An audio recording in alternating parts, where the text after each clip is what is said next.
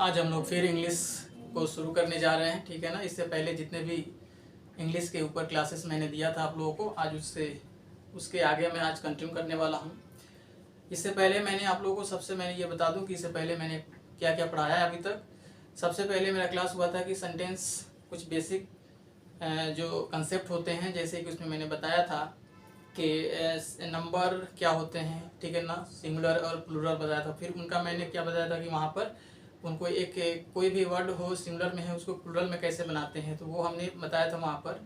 और इसके साथ ही मैंने उसमें बताया था कि पर्सन के बारे में, ठीक है ना, कि पर्सन कितने तरीके के होते हैं, उनका यूजेज कौन कौन से हैं और कौन कौन से ऐसे वर्ड्स हैं, कौन से वर्ड किस में कैटेगराइज किया जाएगा। फर्स्ट पर्सन में कौन से शब्द आएंगे, सेकेंड पर्सन में कौन से शब्द आएंगे, थर्ड पर्सन में कौन से शब्द आएंगे। और फिर नंबर पर्सन के बाद फिर मैंने उसमें आगे का जो लेक्चर था उसमें मैंने आप लोगों को भर्ब पढ़ाना शुरू किया था, ठीक है ना। और उसमें सबसे पहले मैंने बताया था कि भर्ब क्या होते हैं, ठीक है ना, और भर्ब कितने प्रकार के होते हैं। उसमें मैंने उसके टाइप को बताया था और उसी में थोड़ा सा ही मैंने आगे अभी निकला हुआ था, तबकि बीच में क्लास से रुक गई थी, लेकिन फिर आज से मैं उसको आगे कंटिन्यू कर रहा हूँ, ठीक है ना।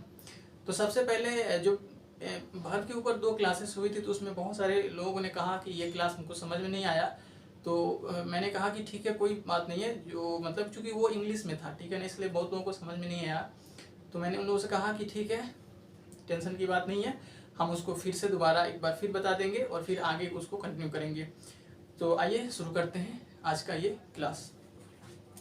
तो सबसे पहले हम फिर से बात कर लेते हैं कि वर्ब के बारे में। वर्ब होता क्या है, ठीक है ना। वर्ब, ये देखिए, वर्ब जो होता है ना, पूरे ग्रामर में सबसे महत्वपूर्ण पार्ट होता है। अगर वर्ब नहीं आता है तो बहुत सारे ग्रामर के ऐसे पोर्शन हैं जो वहाँ पर आपसे नहीं हो पाएगा, ठीक है ना, बहुत सारी गलतियाँ होंगी। तो इसलिए वर्ब को पढ़ना बहुत ज़्यादा ज़रूरी होता है, वर्ब को सही से समझना ज़रूरी होता है। और उसके साथ ही साथ जो कुछ मेन वर्ब हैं उनका जो फॉर्म होता है, जैसे V1 होता है, V2 होता है, V3 होता है। ये जो V2 और V3 होता है ये काफ़ी महत्वपूर्ण होता है टेंस और वॉइस को वहाँ पर बनाने में, ठीक है ना। इसके अलावा और भी बहुत सारे ऐसे जगह है जहाँ पर इन दो को V2 और V3 की आवश्यकता पड़ती है। और साथ ही साथ V1 का भी एक कहीं ना कहीं बहुत ही ज़्यादा इम्पोर्टेंट रोल होता है, क्योंकि अगर किसी वर्ड का मतलब नहीं पता है तो फिर उसका यूटिलाइजेशन आप नहीं कर सकते हैं ठीक से, ठीक है ना।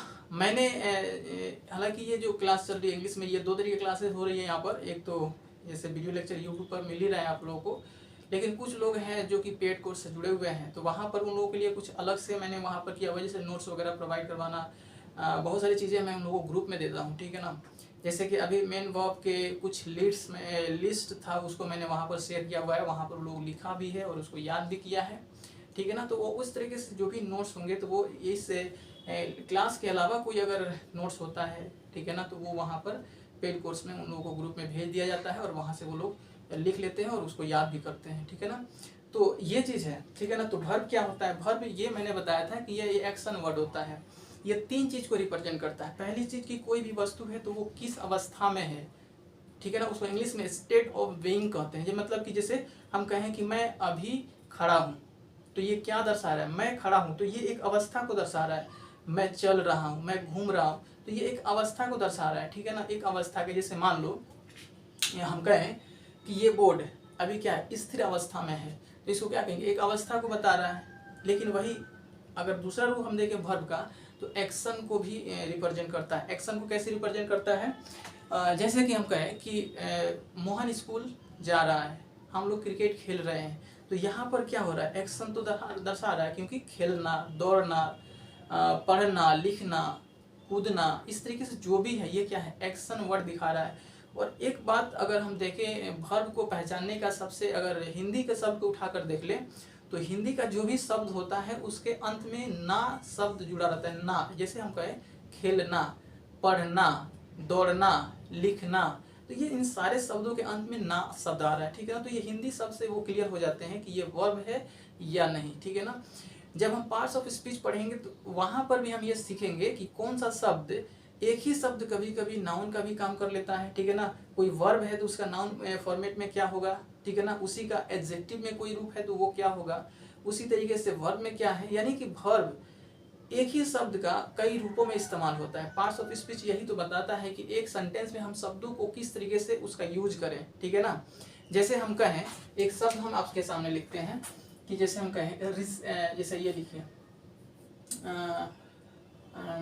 कौन सा शब्द लिखें आपको यहाँ पर एक्सरसाइज, ठीक है ना। चलो एक्सरसाइज एक है, एक्सरसाइज, ठीक है ना।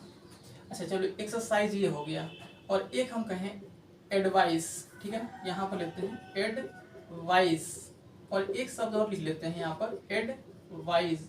इन दोनों शब्दों में अगर पूछा जाए कि बताइए कि इन दोनों शब्दों में, खासतौर से इन दोनों शब्दों को देखें, इन दोनों में क्या अंतर है, तो बहुत सारे ऐसे बच्चे होंगे जो इसको अंतर नहीं कर पा रहे होंगे, और ये भी उनसे कहा जाए कि इसमें से कौन सा सही शब्द है, तो शायद वो इनमें से किसी एक को ही चुने हो, ठीक है ना। लेकिन ये दोनों सही है अपने आप में, और दोनों का इस्तेमाल अलग अलग तरीके से होता है। अगर ऊपर वाले एडवाइस की बात करें तो ये हम कैसे समझेंगे कि ये क्या है शब्द, इसका प्रयोग कैसे करेंगे, जब तक हम पार्ट ऑफ स्पीच को सही से नहीं पढ़ लेंगे और शब्दों का यूज नहीं सीख लेंगे कि नाउन कौन से होते हैं, किस तरीके शब्दों को हम पहचानेंगे कि ये नाउन है, किस तरह के शब्दों को हम पहचानेंगे कि वो क्या है, वर्ब है। तो इस तरीके से जरूरी होता है समझना, ठीक है ना।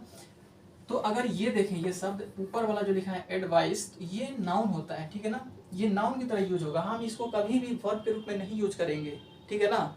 और उसी तरीके से अगर नीचे वाले शब्द को देखें तो ये वर्ब लिखा हुआ है, इसका मतलब ये वर्ब की तरह यूज होगा, न कि इसका यूज सेंटेंस में नाउन की तरह होगा। जैसे एग्जांपल ले लेते हैं, अगर हम कहें, जैसे हम लोग कहते हैं ना कि उसने मुझे एक सलाह दी। अच्छा इन दोनों का शब्द क्या है, अगर हिंदी में देखें इनका अर्थ, इसका केवल सलाह होगा, सलाह।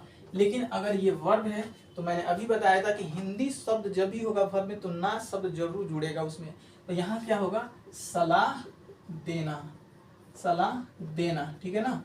सलाह देना हो जाता है, यहाँ देना शब्द आ जाएगा, यानी कि ये है एक्शन को रिप्रेजेंट कर रहा है कि वो कुछ बता रहा है, ठीक है ना। अब देखो इसका यूज कैसे करेंगे, अब इस सेंटेंस में इसका प्रयोग कैसे करेंगे। जैसे हम कहें कि उसने मुझे एक सलाह दी, एक सलाह दी।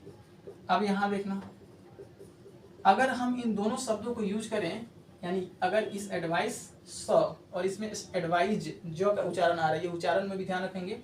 तो एडवाइस का अगर प्रयोग करके इस सेंटेंस को हम बनाते हैं, यानी सलाह का प्रयोग इसमें अगर इसका प्रयोग करते हैं तो यहाँ दो शब्द का प्रयोग करना होगा। जैसे अगर हम इसका यूज करें तो क्या बनाएंगे, तो लिखेंगे ही होगा इसमें, ठीक है ना, ही।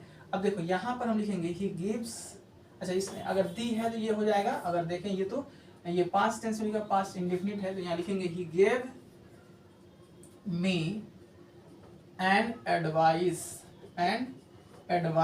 यहाँ ध्यान रखेंगे एडवाइस लिखा हुआ है, he gave me an advice. तो यहाँ पर दी, देना का अंग्रेजी अलग से लिखना पड़ रहा है, तब जाकर के हमने क्या लिखा, एक नाउन के रूप में प्रयोग कर पाया।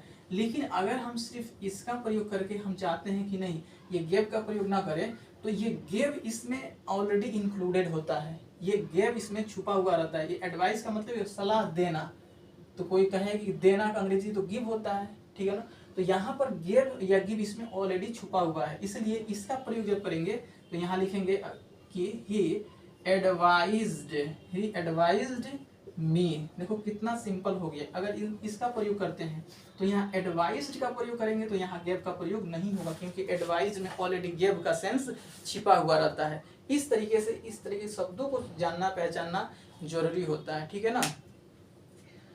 तो ठीक है, अब आगे बढ़ते हैं। इस तरह के बहुत सारे शब्द मैंने आप लोगों को लिस्ट में दे दिया है, जो पेड ग्रुप में है उनको मैंने बहुत सारा शब्दों को इस तरह का लिस्ट दिया हुआ है, जहाँ कंफ्यूजिंग वर्ड भी है बहुत सारा, लगभग ढेरों सारा शब्द है उसमें, ठीक है ना, बहुत सारा शब्द है। अब आ जाते हैं वर्ब। तो ये तीन स्थिति को बताता है। एक बताता है कि स्टेट ऑफ बीइंग को रिप्रेजेंट करता है, यानी कि अवस्था को बताता है कि कोई चीज किस अवस्था में है, अवस्था को, ठीक है ना। दूसरा अगर देखें तो एक्शन को रिप्रेजेंट करता है, यानी कि ये क्रिया को, वैसे इसका शाब्दिक अर्थ भी क्रिया होता है, ठीक है ना। और एक शब्द और ये बताता है, जैसे एक्शन हो गया, ठीक है ना। ये चीजें हैं मैंने आप लोगों को बताया था। स्टेट ऑफ बीइंग हो गया कि किस अवस्था में है, एक्शन हो गया जैसे चलना कूदना घूमना फिरना, इस तरीके से ये शब्द है, ठीक है ना। तो इस तरीके से और हैपन भी कर सकते हैं कि कोई चीज अगर होता है तो हैपन मतलब घटित होना, तो वो घटित होना को भी दर्शाता है। ये तीन चीज को दर्शाता है वर्ब, ठीक है ना। तो हम लोग को ये देख लेना होगा। अगर हम तीनों पर एक एक चीज, एक एक एग्जाम्पल देखें, जैसे स्टेट ऑफ बीइंग का एक एग्जाम्पल देखें, ठीक है ना, he is a boy, he is a boy, तो ये क्या दर्शा रहा है, एक स्टेट को ही तो दर्शा रहा है, स्टेट ऑफ बीइंग क्या दर्शा रहा है, वह एक लड़का है, लेकिन यहाँ पर वर्ब कौन सा होगा, तो यहाँ पर इज हो जाएगा वर्ब, ठीक है ना। उसी तरीके से अगर देखें दूसरा, इस एक्शन को कैसे रिप्रेजेंट करेगा, तो he is playing cricket, he is playing cricket, तो यहाँ पर एक्शन को दर्शा रहा है, ये एक्शन को दर्शा रहा है, क्या दर्शा रहा है, एक्शन को दर्शा रहा है यहाँ पर, ठीक है ना। अब इसमें देखें तो इसमें दो चीज़ है, एक ये भी है और एक ये भी है, ठीक है ना। यहाँ पर ये मेन वर्ब का कार्य करता है और ये है हेल्पिंग वर्ब का काम करता है, ये हम आगे भी बताए हैं थोड़ा सा पिछले क्लास में, फिर भी आज इसको हम फिर से दोबारा बताएंगे। तो ये दो यहाँ हो जाता है, तो ये क्या दर्शा रहा है, एक्शन को दर्शा रहा है, ठीक है ना। अब देखें एक चीज, अगर इसका हम देखें हैपेंड का, हैपेंड में कैसे होता है, कोई चीज घटित हो जाती है, ठीक है ना। जैसे हम कहें he got passed the exam, तो ये क्या हुआ, एक घटना घटित हुई, उसने एग्जाम पास कर ली। यहाँ पर कोई क्रिया दिखा रहा है क्या, क्रिया का मतलब वो मोशन में होगा। एक चीज और देखेंगे मोशन में, जैसे हम खेल रहे हैं तो क्या हम रेस्ट में हैं, नहीं ना, तो वहां पर एक तरीके से मोशन को रिप्रेजेंट कर रहा है। और अगर इसको देखें तो यहाँ पर ऐसे कैटेगराइज कर सकते हैं कि वो रेस्ट में है, लेकिन यहाँ पर मोशन, बट यहाँ पर क्या ऐसा कोई है, ऐसा कुछ है, इससे पता चल रहा है कि मोशन में है कि रेस्ट में है। ये एक घटना को रिप्रेजेंट कर रहा है कि हाँ कुछ ऐसा था जो हुआ, ठीक है ना, हुआ, हैपेंड। तो इस तरीके से वर्ब क्या करता है, यहाँ पर किसको दर्शा रहा है, हैपेंड, यानी कि कुछ घटित हुई। तो यहाँ पर ये क्या हो जाएगा, ये भी हो जाएगा और ये भी हो जाएगा, ये हो जाएगा मेन वर्ब और ये हो जाएगा हेल्पिंग वर्ब, एक तरीके से कार्य करेगा, ठीक है ना। तो इस तरीके से हम क्या कर सकते हैं, इसको कैटेगराइज करते हैं कि और बता सकते हैं कि वर्ब क्या होता है। हम एक बार देख लें कि ये बोर्ड का जो है स्क्रीन पर दिख रहा है कि नहीं, तब तक आप लोग इसको नोट करें।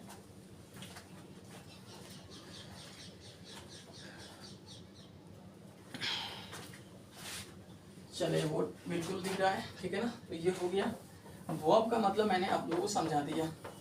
अब इसके बाद हम इसका टाइप देख लेते हैं। तो ये मेनली दो टाइप का होता है, अगर इसको देखें तो ये दो तरह का होता है। एक कौन का होता है, हेल्पिंग वर्ब, हेल्पिंग वर्ब इसी को दूसरे नामों से भी जाना जाता है, यानी कि ऑक्सिलियरी वर्ब इसको कहते हैं, ऑक्सिलियरी वर्ब, और इसी को सहायक क्रिया कहते हैं, हिंदी में सहायक क्रिया। और इस दूसरा टाइप होता है वो है मेन वर्ब, मेन वर्ब, यानी कि इसको कहते हैं मुख्य क्रिया, मुख्य क्रिया इसको कहते हैं। अगर हेल्पिंग वर्ब की बात करें तो ये भी दो प्रकार का होता है, मेन वर्ब भी दो प्रकार का होता है। एक को मॉडल्स कहते हैं, एक को मॉडल्स कहा जाता है, और दूसरा को प्राइमरी ऑक्सिलियरी वर्ब कहते हैं, primary auxiliary, primary auxiliary verb कहते हैं, ठीक है ना। तो अब देखें हेल्पिंग वर्ब दो तरीके हो गया, एक मॉडल्स और दूसरा प्राइमरी ऑक्सिलियरी वर्ब, ठीक है ना, प्राइमरी ऑक्सिलियरी वर्ब। अब इसमें क्या होते हैं, इसमें शब्द कौन कौन से होते हैं, अगर मॉडल्स की बात करें तो इसमें है shall, should, will, would, can, could, may, might, must, ठीक है ना, ought to, need and dare. कितने हो गए, 1 2 3 4 5 6 7 8 9 10 11 12। अब यहाँ आ जाते हैं। अब यहाँ अगर देखें प्राइमरी ऑक्सिलियरी वर्ब में 3 होते हैं, एक को बी फॉर्म कहते हैं, ठीक है ना, बी फॉर्म। तो बी फॉर्म में कौन होगा, इज, आर, वाज, वेयर और बी एंड बीन, ये हो गए। और फिर दूसरा होता है इसमें हैव फॉर्म, हैव फॉर्म, इसमें कौन कौन शब्द होते हैं, हैव, हैज और हैड। और तीसरा इसमें क्या होता है, डू फॉर्म होता है, डू फॉर्म, यानी कि डू, डज और डिड। तो इस तरीके से इसका अगर काउंटिंग करते हैं 1 2 3 4 5 6 7 8 9 10 11 12, तो 12 यहाँ हुआ, प्राइमरी ऑक्सिलरी कितना हुआ 12, और मॉडल्स कितने हो गए 12। तो कुल ऑक्सिलरी वर्ब यानी हेल्पिंग वर्ब की बात करो कितने हो जाएंगे 24। टोटल ऑक्सिलरी वर्ब कितने हैं 24 है, ये याद रखेंगे, ठीक है ना। 12 प्राइमरी हैं और 12 मॉडल्स हैं। मॉडल्स में भी 3 शब्द ऐसे हैं, जैसे बात करें नीड, डेयर और यहाँ ought to, खास तौर से इसमें अगर देखें एक शब्द यहाँ और आ जाता है यूज्ड टू, ठीक है ना, यूज्ड टू, ठीक है ना, यूज्ड टू।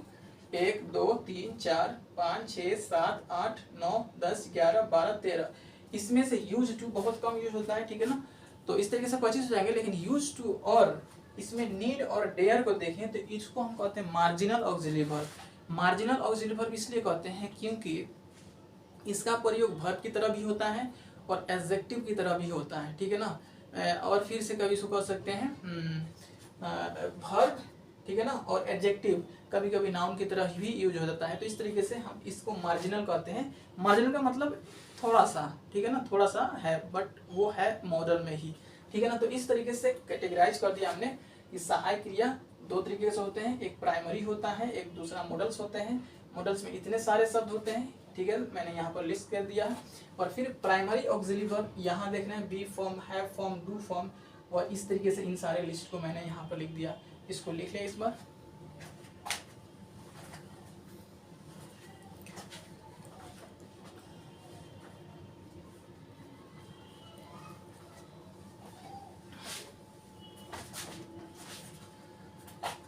चलो अब हो गया। इसके बाद एक एक करके बात करेंगे मॉडल्स के इन 12 शब्दों के बारे में, यानी 24 वर्ड के बारे में, और उनके यूज हमें सीखना है। तब जा करके हम आएंगे मुख्य क्रिया पर। मुख्य क्रिया क्या है, जो भी हम शब्द याद करते हैं, जो हमने जैसे खेलना, ठीक है ना, खेलना हो गया, दौड़ना हो गया, इस तरह की जो शब्द होते हैं इन्हीं को तो मुख्य क्रिया कहते हैं, ठीक है ना। तो वो इनका हम देखेंगे, हालांकि ये भी बहुत महत्वपूर्ण है, ठीक है ना। इसमें बहुत सारी चीज़ें याद भी करना होता है, तो यह भी बाद में बात करेंगे इसमें। तो अगर हम मॉडल्स की बात करें, फर्स्ट ऑफ ऑल अगर हम मॉडल्स की बात करें तो उसमें मॉडल्स में अगर हम मेन मॉडल्स की बात करें तो इसमें शैल, ठीक है ना, चलो यहाँ हटा देते हैं। इसमें जो used, to, need and dare, इन तीनों को, ठीक है ना, तो क्या कहते हैं मार्जिनल, मार्जिनल, मार्जिनल मॉडल्स, ठीक है ना, मॉडल्स, मार्जिनल मॉडल्स कह सकते हैं इसको। वो कौन कौन से, ये 3 है, used to, need and dare. अब इनका यूज हम देखेंगे इन तीनों को डिटेल में। पहले इससे पहले अब इसके अलावा जो 9 है, ठीक है ना, उसका हम देख लेंगे, फिर हम इन तीनों पर आएंगे। ये तीनों स्पेशल है, इन तीनों को देखना भी जरूरी था, इनके शब्द को भी देखेंगे, ठीक है ना। अब आ जाते हैं सबसे पहले, ये पहले क्लास में नोट करवाया हुआ है, बस उसको नोट अगर किए हैं तो आज समझने पर फोकस करेंगे। अब है कि हम स्टार्ट करते हैं वुड से, ठीक है ना।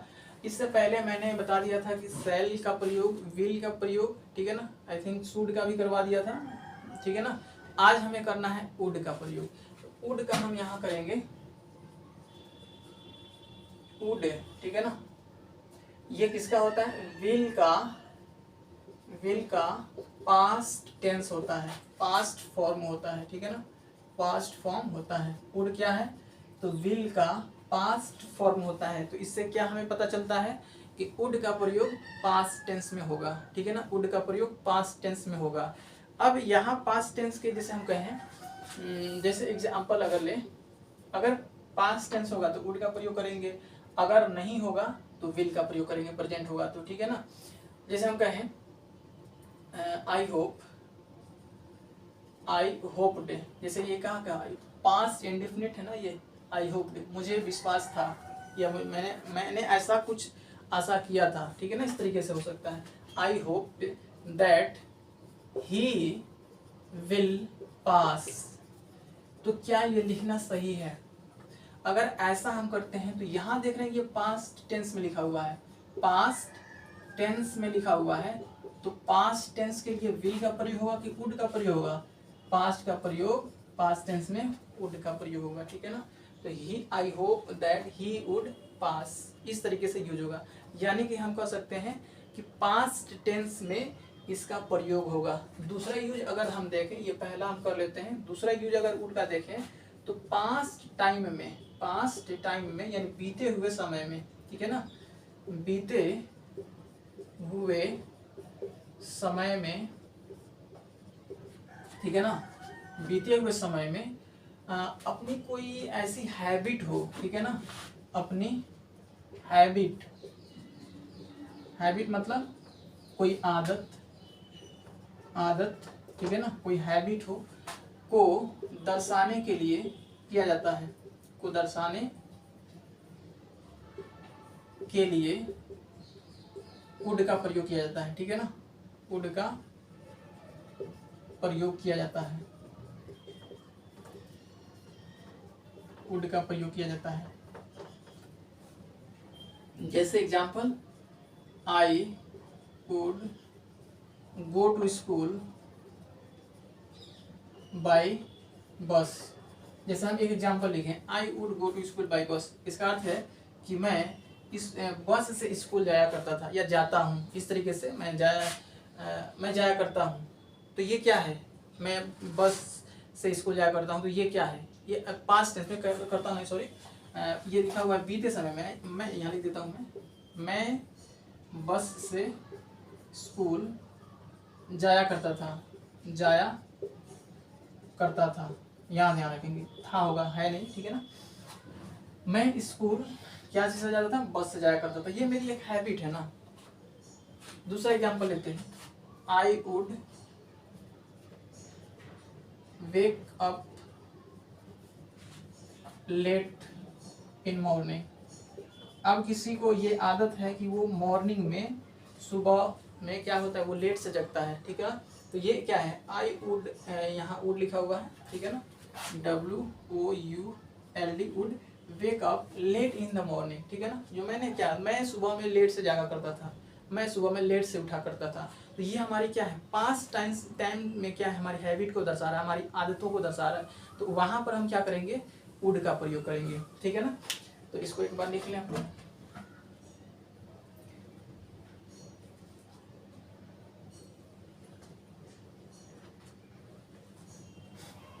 चलो ठीक है, अब ये हो गया। नेक्स्ट इसका अगला यूज देखें, अगर वुड का अगर अगला यूज देखें तो इसका अगला यूज होगा कि जैसे हमारी कोई अपनी पसंद होती है, प्रीफरेंसेज होते हैं, ठीक है ना, चॉइसेज होते हैं।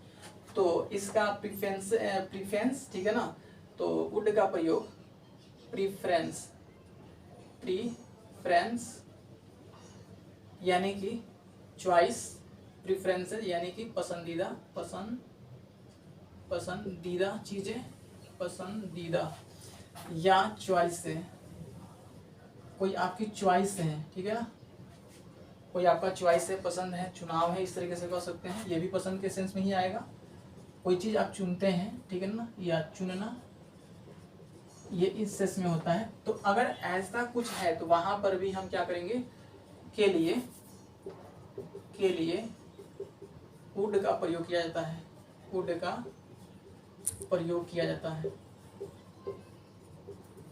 वुड का प्रयोग किया जाता है। जैसे अच्छा, यहाँ पर जब इस तरह के वुड प्रीफरेंस या चॉइस के लिए होगा तो वहां पर एक शब्द का प्रयोग होगा, यानी कि इसके साथ रैदर का प्रयोग किया जाएगा, रैदर का RATHER, रैदर का प्रयोग किया जाएगा या किया जाता है, ठीक है। जैसे इसे हम कहें, आई वुड लाइक टी, या ऐसे लिखें, I would like coffee rather T, ठीक है ना। तो ये क्या है कि मैं चाय से ज़्यादा कॉफ़ी को पसंद करता हूँ, यानी कि हिंदी में लिखें कि मैं चाय से अधिक या चाय से ज़्यादा कॉफ़ी पसंद करता हूँ, पसंद करता हूँ। इसी को अगर प्रीफर का प्रयोग या रिफर या प्रीफर का जो भी हम कह सकते हैं, तो वहाँ पर अगर इसी सेंटेंस को लिखें आई प्रीफर, ठीक है ना, coffee, I prefer coffee to tea. यहाँ पर प्रीफर के साथ टू का प्रयोग होगा, I prefer coffee to tea. तो यहाँ पर क्या होगा, यहाँ पर अगर प्रीफर का शब्द का प्रयोग करते हैं तो टू का प्रयोग करेंगे। सेंटेंस का अर्थ वही है, I would like coffee rather tea, या I prefer coffee to tea, ठीक है ना। तो इस तरीके से भी यूज करते हैं सेंटेंस में कि मुझे चाय से बेहतर है ये चीज़, या I would like to go by bus rather on foot. इस तरीके से यूज कर सकते हैं, पैदल जाने से अच्छा मैं मतलब कि इस तरीके से भी यूज कर सकते हैं, मुझे बस से जाना पसंद है या मुझे ये चीज़ पसंद है, तो वहाँ पर रदर का प्रयोग करते हैं। जैसे कहते हैं कि मुझे इंग्लिश पढ़ना पसंद है बजाय हिंदी के, तो I would like to read English rather Hindi, ठीक है ना। I would like to read mathematics rather English. इस तरह के शब्द का प्रयोग करते हैं। तो वहाँ पर एक शब्द के बजाय दूसरा शब्द अगर आपको पसंद है तो वहाँ पर रदर के साथ वुड का प्रयोग किया जाएगा, ठीक है। दूसरा नेक्स्ट अगर बात करें तो यहाँ पर प्रीफर हो गया और चॉइस हो गया, तो चॉइस के सेंस में ये हो गया। अगला हम देख ले अगर, तो इसी के साथ चॉइस एक होता है विश, ठीक है ना। विश का मतलब अपनी कोई इच्छा है, ठीक है ना।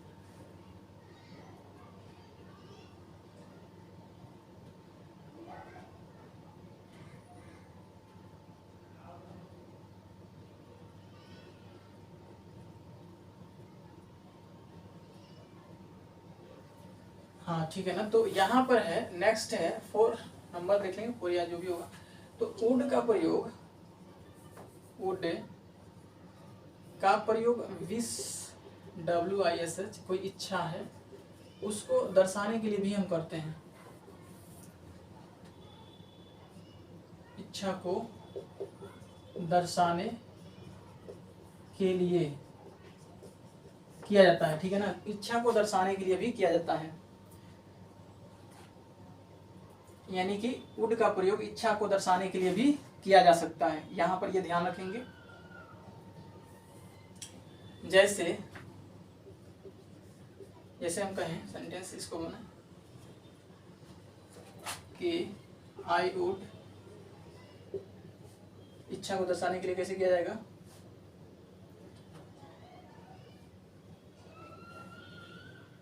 I would you will be an engineer, ठीक है ना, an engineer। इस तरीके से अगर हम शब्दों कहें कि I would, you will be an engineer, मेरी मतलब कि ये है कि मेरी ये ऐसा इच्छा है कि तुम क्या बन जाओ, इंजीनियर बन जाओ, ठीक है ना। मेरी इच्छा है कि तुम एक इंजीनियर बन जाओ, ठीक है ना। यहाँ पर वुड की जगह हम क्या कर सकते हैं, विश का प्रयोग कर सकते हैं, ठीक है ना। I wish you will be an engineer, wish का मतलब मेरी इच्छा है। तो इस तरीके से यूज किया जाएगा। यहाँ इच्छा को दर्शाने के लिए हम वुड का प्रयोग कर लेते हैं। अगला एक यूज है इच्छा को दर्शाने के लिए, would like to, would like to का अर्थ भी होता है इच्छा, ठीक है ना। जैसे विश का अर्थ होता है उसी तरह वुड लाइक टू, जैसे हम कहते हैं ना, example I would like to say something, जैसे मुझे कुछ कहने की इच्छा हो रही है तो वहाँ पर क्या लिखते हैं, I would like to say something, ठीक है ना। तो इस तरीके से हम करते हैं कि मुझे कुछ कहने की इच्छा है, या मैं कुछ कहना चाह रहा हूँ, या मैं कुछ कहना चाहता हूँ। क्या होगा, मैं कुछ कहना चाहता हूँ या मेरी इच्छा है, ठीक है ना। इस तरीके से यूज कर सकते हैं। तो ये है कुल मिलाकर के वुड का प्रयोग, ठीक है ना। एक और यूज कर लेते हैं, ठीक है ना। एक और यूज है, जैसे वुड का प्रयोग पोलाइटली, विनम्रता के साथ, विनम्रता विनम्रता के साथ, विनम्रता के लिए कह सकते हैं, विनम्रता के लिए भी होता है, ठीक है ना।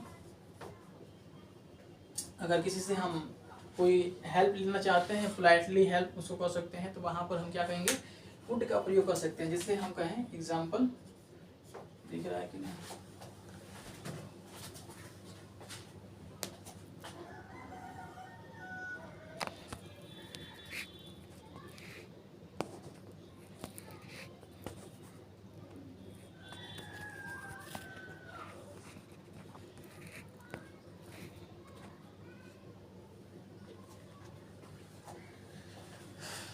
चलो देख लेंगे यहाँ से, क्या लिख सकते हैं, would you help me, would you help me.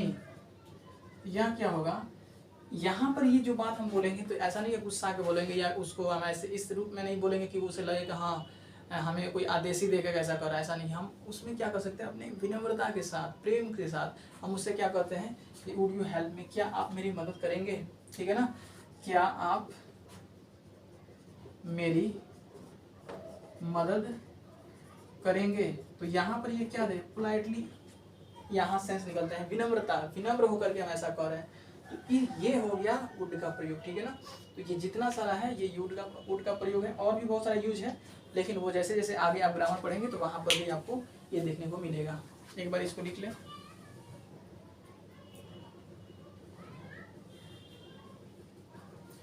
चलिए अब आ जाते हैं, इसके बाद सूट ले लेते हैं, अगला शब्द वुड हो गया, सूट ले लेते हैं।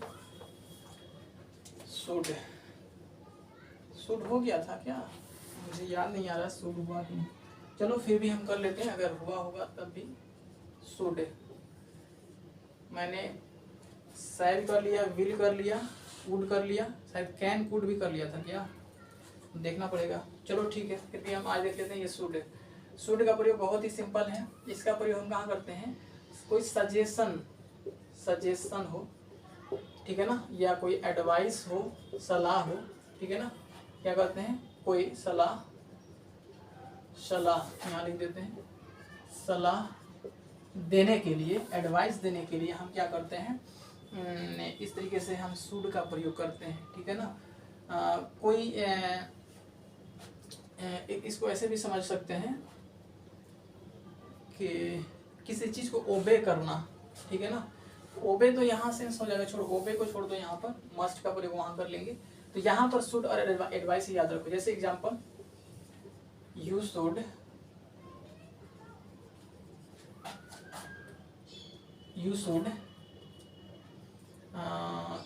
सर्व योर कंट्री, ठीक है ना, तुम्हें अपनी देश की सेवा करनी चाहिए। तो ये क्या है, सलाह ही है। तुम्हें अपनी देश की सेवा करनी चाहिए, इसका हिंदी क्या होगा, तुम्हें अपनी देश की सेवा करनी चाहिए। ये लिख लेना हिंदी शब्द जो हम बोल रहे हैं, ठीक है ना। नेक्स्ट अगर दूसरा एग्जांपल देखें, you should take medicine on time, तुम्हें समय पर दवा लेनी चाहिए। You should take medicine on time, तुम्हें दवा समय पर लेनी चाहिए, ठीक है ना। उसी तरीके से यू शुड हेल्प योर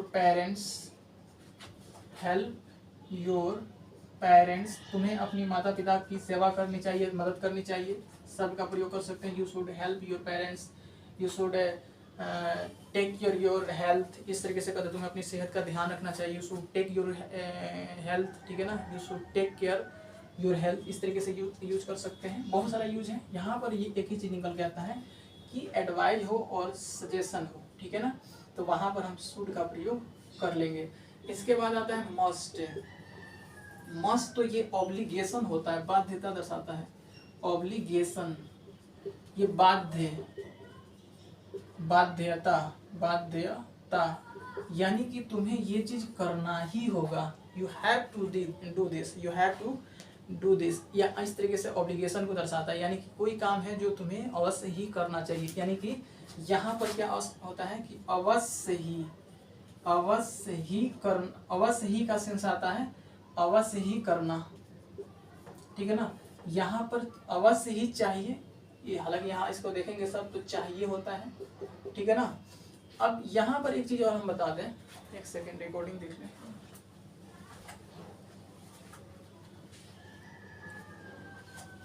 बीच बीच में देखना पड़ता है, नहीं तो बीच में पता चला कि कट गया। यहाँ देखो, अगर ये शुड है, शुड तो चाहिए हो गया, हिंदी इसका शब्द चाहिए होता है। जो भी सेंटेंस बनाए इसका अनुवाद अगर देखोगे, जैसे यहाँ you should serve your country, तुम्हें अपने देश की सेवा करनी चाहिए, तो चाहिए शब्द आ रहा है। You should take medicine on time, तुम्हें समय पर दवा लेनी चाहिए। You should help your parents, तुम्हें अपनी माता पिता की मदद करनी चाहिए। You should take care your health, ठीक है ना, तो तुम्हें अपनी सेहत का ध्यान रखनी चाहिए। तो इस तरीके से जो भी होगा चाहिए शब्द आ रहा है। यहाँ ध्यान देना, एक हम दो शब्द लिख रहे हैं, दो सेंटेंस लिख रहे हैं हिंदी में, उसका देखोगे, कहें हम कि तुम्हें पढ़ना चाहिए, पढ़ना चाहिए। जो विद्यार्थी है उनका क्या है कर्तव्य कि उन्हें पढ़ना चाहिए। दूसरा सेंटेंस हम लिखते हैं कि तुम्हें एक किताब चाहिए, ठीक है ना, किताब या पुस्तक चाहिए। अब जो स्टूडेंट्स चाहिए शब्द का इंग्लिश अगर शुड रट के चल रहे हैं तो इन दोनों सेंटेंस को बनाने में वो गलती कर जाएंगे, ठीक है ना। एक बार देख लें, यहाँ दिख रहा होगा, ठीक है ना, मैंने मार्किंग किया हुआ, ठीक है। तो अब चाहिए शब्द को अगर देखें तो चाहिए शब्द का प्रयोग ये मत सोचना कि चाहिए के ऊपर एक ही शब्द होता है, शुड होता है। सेंटेंस को समझना होता है, सेंटेंस के अकॉर्डिंगली हम उसमें ये सेलेक्ट करेंगे कि चाहिए का अंग्रेजी होगा क्या। तो यहाँ पर मैं एक नोट्स अभी दे रहा हूँ, ठीक है ना, पहले इन दोनों को लिख देता हूँ कि तुम्हें पढ़ना चाहिए। यहाँ पर पढ़ना ये क्या है, क्रिया है। अगर यहाँ ध्यान देना क्रिया है, और यहाँ देखोगे किताब, ये है नाउन, ये है नाउन, ठीक है ना, ये नाउन है, ये वर्ब है, ये नाउन है। तो अब लिख लो इस बात को, ठीक है ना, बोल दे रहे हैं, ठीक है ना, ये लिख लो, बोल दे रहे हैं, ये फिर हम इसको हम ट्रांसलेट करेंगे। लिखो नोट्स नंबर पहला, उसमें लिखो पहला कि यदि किसी वाक्य में क्रिया के साथ चाहिए हो, यदि किसी वाक्य में क्रिया के साथ चाहिए हो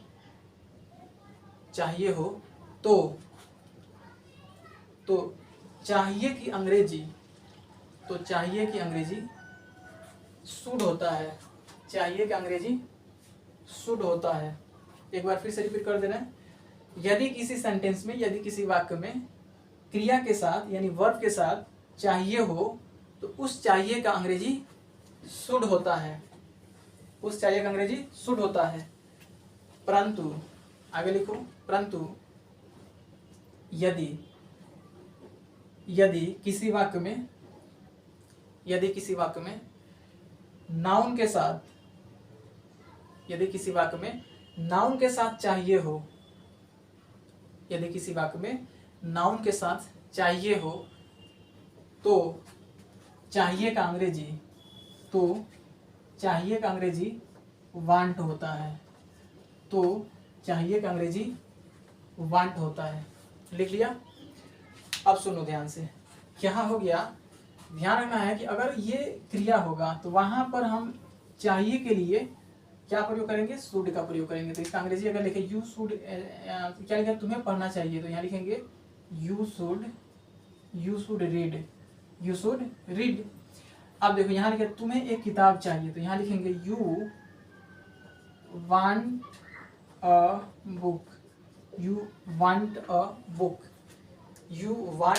बुक, यहाँ इसका अंग्रेजी हो जाएगा यू वांट अ बुक, ठीक है ना। अब जैसे हम कहें एक इसी पर दूसरा सेंटेंस का है, दूसरा सेंटेंस यहाँ लिख देते हैं इन दोनों के यूज पर। लिखे हैं कि उसे तुम्हारी मदद चाहिए। तो यहाँ देखो तुम्हारी मदद, यहाँ पर तुम्हारी मदद ये क्या है, नाउन है, तो यहाँ क्या लिखेंगे, यू वांट मतलब कि सॉरी यहाँ लिखेंगे ही वांट्स, उसने कहा कि ही होगा, ही वांट्स योर हेल्प। क्या लिखा? He wants your help. उस यार क्या लिखा है? उसे, उसने नहीं, उसे तुम्हारी मदद चाहिए, उसे तुम्हारी मदद चाहिए। फिर से लिख लो, उसे तुम्हारी मदद चाहिए। तो यहाँ तुम्हारी मदद क्या, ये नाउन है, तो इस तरीके से क्या होगा, he wants your help, he wants your help, your help तुम्हारी मदद, तुम्हारी मदद का क्या अंग्रेजी होगा, योर हेल्प, ठीक है ना। तो इस तरीके से यूज होगा। लेकिन अगर हम कहें कि उसे स्कूल जाना चाहिए, उसे स्कूल जाना चाहिए, तो अब यहाँ देख रहे हैं जाना क्या है, ये वर्ब है और उसके साथ क्रिया है, तो यहाँ पर चाहिए का अंग्रेजी शुड होगा। तो इसका अंग्रेजी क्या होगा, he should go to school, he should go to school. ये हो गया, थोड़ा सा ये डिफरेंसेज है, ये शुड और इस तरह के चाहिए शब्द को लेकर के ध्यान रखना है, ठीक है ना। इसको लिखो।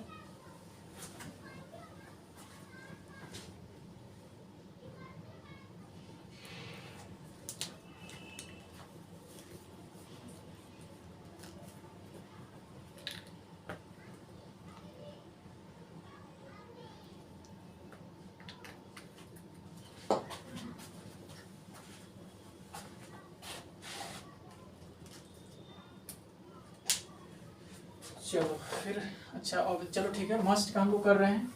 तो मस्ट होता है अवश्य चाहिए के लिए, ठीक है ना। जहाँ पर ऑब्लिगेशन है, बाध्यता है, वहाँ पर हम करेंगे। तो जैसे एग्जाम्पल हम लिखे, मस्ट का एग्जाम्पल देख रहे हैं, ध्यान रखना कि मस्ट का हम यूज कर रहे हैं। मस्ट यानी कि अवश्य चाहिए के लिए, अवश्य चाहिए के लिए, ठीक है ना। तो यहाँ अगर एग्जाम्पल लिखें you must read this book। अब ये लिखा हुआ है sentence, you must read this book।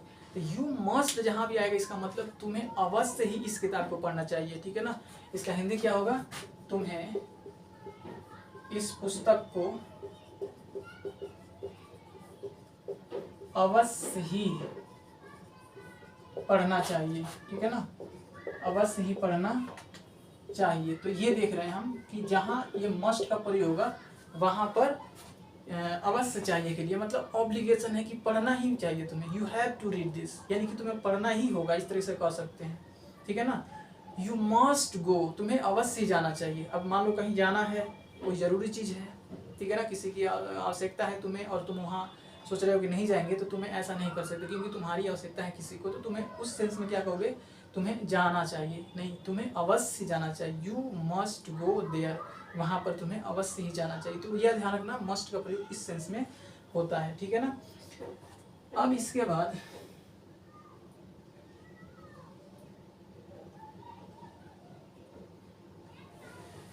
बाद जो अगला शब्द है ओट टू, ओट टू भी देख लेते हैं इसके साथ ही। ओट टू, OUGSTTO, ओट टू, ये क्या देख सकता है, ये मोरल ऑब्लिगेशन, ऑब्लिगेशन नैतिक बाध्यता, इसी को नैतिक बाध्यता या ड्यूटी, कर्तव्य या ड्यूटी, कर्तव्य, ठीक है ना, कर्तव्य दर्शाता है, ठीक है ना। क्या दर्शाता है, मोरल ऑब्लिगेशन, नैतिक कर्तव्य, यानी कि जैसे हम कहें कि यह जैसे हम मानव है तो हमें इस मानव के, हम सब एक मनुष्य हैं तो हमारे मानव होने के नाते हमें कुछ ऐसी कर्तव्य भी हैं, ठीक है ना। इस धरातल पर तो उन काम को करना ही हमारे लिए क्या होता है, मोरल ऑब्लिगेशन होता है। जैसे हम कहें कि हमें, जैसे हम ये पढ़ते हैं ना कि संसाधन हमारे इस धरातल पर बहुत सीमित मात्रा में है, तो उन संसाधनों का प्रयोग हम अपने जीवन के लिए करते हैं, तो उनका प्रयोग हमारे जीवन के लिए होता है, वो हमारी आवश्यकताओं को पूरी करते हैं, लेकिन उनके साथ साथ हमारे ऊपर ये दायित्व भी बनता है कि उनका प्रयोग हम इस तरीके से ना करें कि वो आज है कल ना रहे, कल ख़त्म हो जाए। तो ये हमारी एक मोरल ऑब्लिगेशन कह सकते हैं, नैतिक जिम्मेदारी कह सकते हैं, ड्यूटी कह सकते हैं कि हमें इसकी रक्षा भी करना चाहिए। अगर हम उसका यूज करते हैं तो उसे संरक्षण भी देना चाहिए। जैसे इस देश में रहते हैं तो इस देश की नागरिकता हमें प्राप्त है, तो इस देश के नागरिक होने के नाते हमारा भी कुछ कर्तव्य है कि इस देश के प्रति हम क्या करें, जरूरत पड़ने पर देश की सेवा करें। ऐसी परिस्थिति उत्पन्न हो जाए तब, ठीक है ना। तो जैसे हमारे संविधान में बहुत सारे हमें मौलिक अधिकार प्राप्त हैं, तो उसी तरीके से हमारे क्या है, फंडामेंटल ड्यूटी भी तो हमें दिया हुआ है कि देश की रक्षा करना है, झंडा को क्या करना है, उसका आदर करना है, जो देश के जो पब्लिक प्रॉपर्टी है उसका नुकसान नहीं करना है। इस तरह के बहुत सारे हमारे ऊपर कर्तव्य बने हुए हैं। राष्ट्रीय गीत गाते समय, राष्ट्रगान गाते समय हमें उसका सम्मान करना चाहिए, झंडे को क्या करना, सम्मान करना चाहिए। क्या हमारे मोरल ड्यूटी को दर्शा रहे हैं।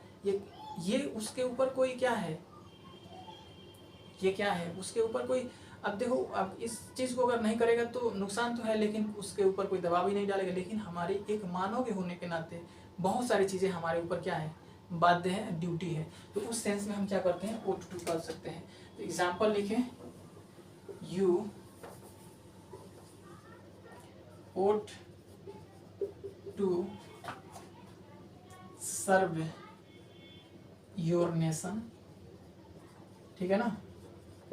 दूसरा एग्जाम्पल, यानी इसका मतलब क्या होगा कि तुम्हें ये नैतिक दबाव है तुम पर कि तुम्हें अपने देश की सेवा करनी चाहिए, ठीक है ना। उसके अलावा you ought to respect Elder, ये भी तो हमारी कर्तव्य है कि हम अपने बड़ों से, हमारे हमसे जो बड़े हैं उनका आदर करना चाहिए। तो उस सेंस में हम क्या करेंगे, ये हमारी कर्तव्य है। तो हमारे संस्कार में ही ऐसा है कि हमें किसी भी बड़े बुजुर्ग की हमें क्या करना चाहिए, इज्जत करनी चाहिए, रिस्पेक्ट, सम्मान देना चाहिए, ठीक है ना। तो उस सेंस में जहाँ सम्मान की बात आएगी, जहाँ ड्यूटी की बात आएगी, उस सेंस में हम ought to का प्रयोग करेंगे। तो ये हो गया हमारा ought to, ठीक है ना। चलो इसको लिख लो एक बार।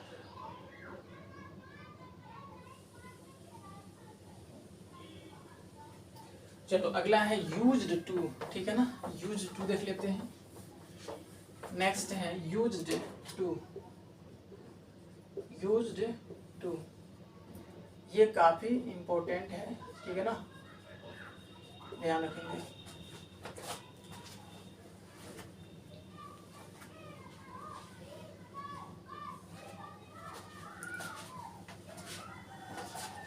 तो यूज टू की अगर हम बात करें तो ये भी क्या होता है कि ये देखा जाए पास्ट टाइम में जो हमारा हैबिट्स होता है, ठीक है ना। जैसे वहाँ यू वुड का प्रयोग बताया था ना कि पास्ट टाइम में कोई भी हैबिट है हमारा, कोई आदतें हैं, तो उसको शो करने के लिए हम यू वुड टू का प्रयोग वुड का प्रयोग करते हैं। लेकिन यहाँ पर भी यूज टू का भी प्रयोग पास्ट टाइम हैबिट्स को दर्शाने के लिए किया जाता है, ठीक है ना। पास्ट टाइम हैबिट को यानी कि आदत को दर्शाने के लिए, ठीक है ना, के लिए। जैसे I used to go to school by bus. Same sentence यहाँ भी लिख सकते हैं। यहाँ भी क्या होगा कि मैं बस से स्कूल जाया करता था, मैं बस से स्कूल जाया करता था, मैं बस से स्कूल जाया करता था। लेकिन पास्ट टाइम्स में की बात हो रही है, ठीक है ना। कि समय था कि वो बीत गया, लेकिन ये हैबिट था कि मैं स्कूल जाता था तो बस से ही जाता था। ये हमारी एक क्या थी, आदत थी। दूसरी तरह से हम कह सकते हैं he used to come, वह आया करता था, ठीक है ना। यहाँ लिखेंगे वह आया करता था, वह जाया करता था, he used to go, वो खेला करता था, he used to play। इस तरह के सेंटेंस को ट्रांसलेशन बनाते समय भी ध्यान रखना है। ये ग्रामर के पोर्शन में ट्रांसलेशन भी क्या हो जाए, कवर हो जाता है। तो बहुत सारे सेंटेंस को हम क्या करते हैं, ट्रांसलेट करना होता है, तो वहाँ पर इस तरह का यूज भी करेंगे, यूज टू का भी प्रयोग करेंगे। तो इस तरह के वो आया करता था, वो जाया करता था, वो खेला करता था, वो मेरी मदद किया करता था, he use to help me, इस तरीके से कह सकते हैं।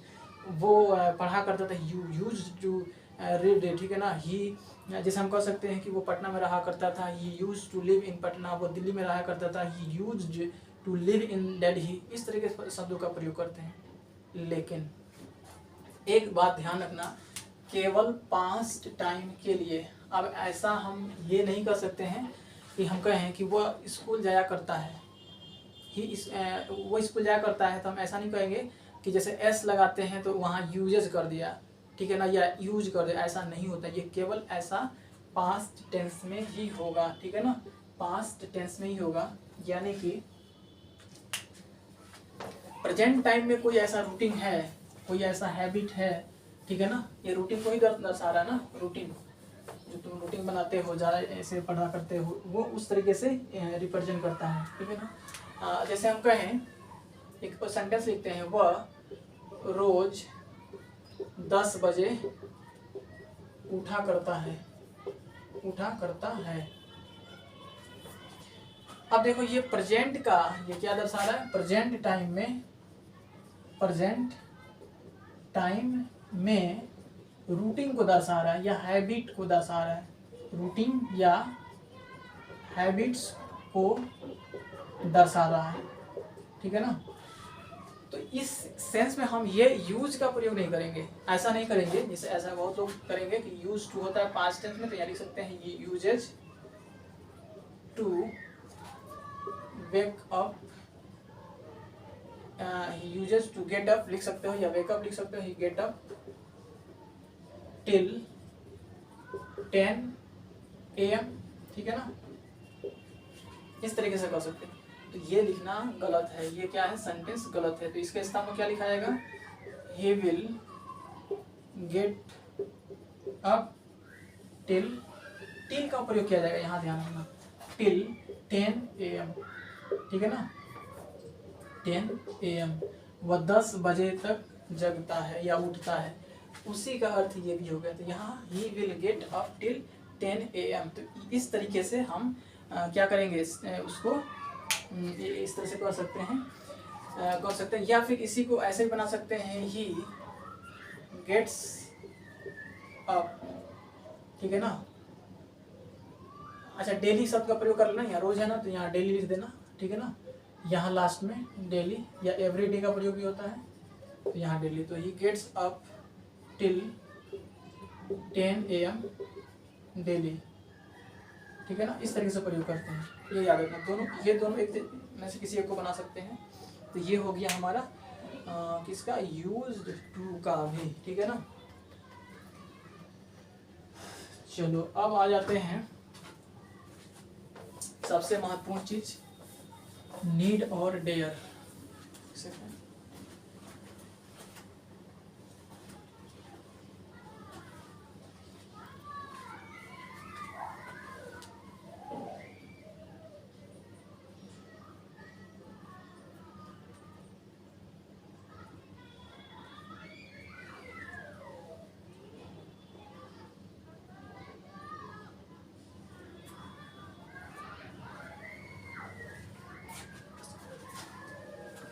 तो अगले क्लास में हम करेंगे, आज इतना ही रखते हैं, समय बहुत ज़्यादा हो गया है, वीडियो लंबा हो जाएगा, ठीक है ना। तो नीड और डेयर, इसको हम लास्ट अगले क्लास में देखेंगे, और इसके बाद ही ये लास्ट टॉपिक होगा मॉडल्स का ये लास्ट टॉपिक है। फिर उसके बाद हम आ जाएंगे वो जो प्राइमरी ऑक्सिलरी वर्ब है, इज आर एम, वो बहुत सिंपल है, अगर टेंस पढ़ लोगे वहाँ भी आ जाएगा, ये टेंस में नहीं आएगा, तो वहाँ पर हम is are am was were जो भी है, हैव हैज हैड, और फिर डू डज डिड, तो वहाँ पर हम कर लेंगे। लेकिन यहाँ पर फिलहाल अगले क्लास में जो लास्ट हमारा इस मॉडल्स का टॉपिक होगा वो नीड और डेयर का होगा। हम उसके बाद डायरेक्ट जंप कर जाएंगे मॉडल, ये मेन वर्ब में, काफ़ी महत्वपूर्ण है मेन वर्ब। अगर मेन वर्ब आ गया तो टेंस भी आ जाएगा और वॉइस भी आ जाएगा, नरेशन भी आ जाएगा। तो ये तीन चीज़ जो मेजर टॉपिक है पूरे इंग्लिश ग्रामर के, वो आ जाएंगे। अगर जिसको वो नहीं आया फिर वो तीनों में उसको बिल्कुल भी समझ नहीं आएगा। तो ये आज का क्लास इतना ही है, इसको बढ़िया से लिखेंगे और इसको याद कर लेंगे। और इसके साथ मैंने जो लिस्ट दिया हुआ था, जो पेड ग्रुप में है उनके लिए मैं खास तौर से बता रहा हूँ, जो मेन वर्ब का जो लिस्ट दिया गया था, लिस्ट, और उसके साथ साथ कुछ कंफ्यूजिंग वर्ड भी था, कंफ्यूजिंग वर्ड था, उनका भी पेयर के ग्रुप में था, ठीक है ना। वहाँ पर एक ही मीनिंग के लिए बहुत सारे शब्द को दिखा गया था, ठीक है ना। तो उन सारे शब्दों को एक बार याद कर लेंगे और उसका हम फिर क्या करेंगे, उसको सुन लेंगे वहाँ पर जो पेड ग्रुप से जुड़े हुए हैं उनके लिए, ठीक है ना। बाकी चीज़ें हैं जो अपना देखते रहें और इसको नोट्स बनाते रहें, ठीक है ना। आज के लिए इतना ही, धन्यवाद।